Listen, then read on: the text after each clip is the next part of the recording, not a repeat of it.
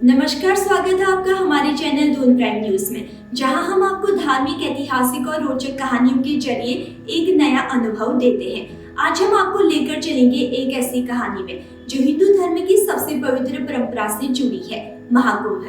क्या आपने कभी सोचा है कि महाकुंभ क्यों मनाया जाता है, इसका महत्व क्या है और इसकी शुरुआत कैसे हुई?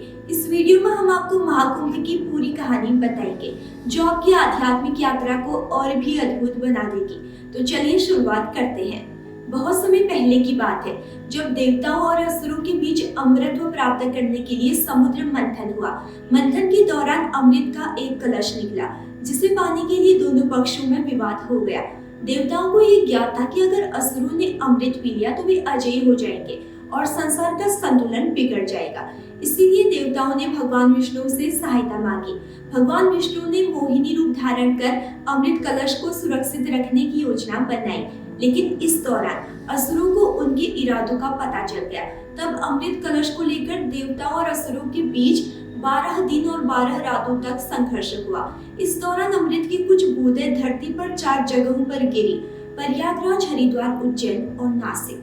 प्रयागराज जहां गंगा, यमुना और सरस्वती का संगम होता है, हरिद्वार जहां गंगा हिमालय से मैदानों में उतरती है, और उज्जैन जहां शिप्रा नदी बहती है, नासिक जहां गोदावरी नदी बहती है।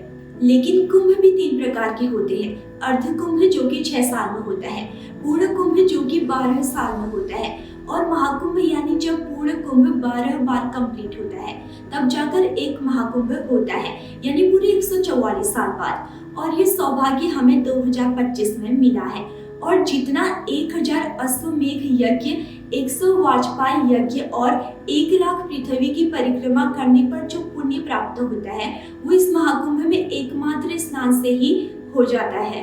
इन 4 स्थानों को अमृत के प्रभाव से पवित्र माना गया और यहीं पर महाकुंभ का आयोजन होता है। तो आइए जानते हैं महाकुंभ का महत्व।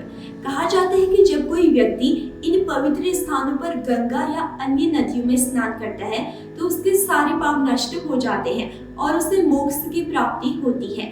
महाकुंभ में साधु, संतों, योगियों और लाखों श्रद्धालुओं का संगम होता है। यहाँ लोग न केवल स्नान करते हैं बल्कि आध्यात्मिक ज्ञान प्राप्त करते हैं। ये हमें सिखाता है कि ईश्वर की कृपा और सच्ची भक्ति से जीवन में शांति और मोक्ष प्राप्त किया जा सकता है। ऐसे ही रोचक और ऐतिहासिक कहानियों के लिए हमारे चैनल को कीजिए लाइक, शेयर और सब्सक्राइब। धन्यवाद।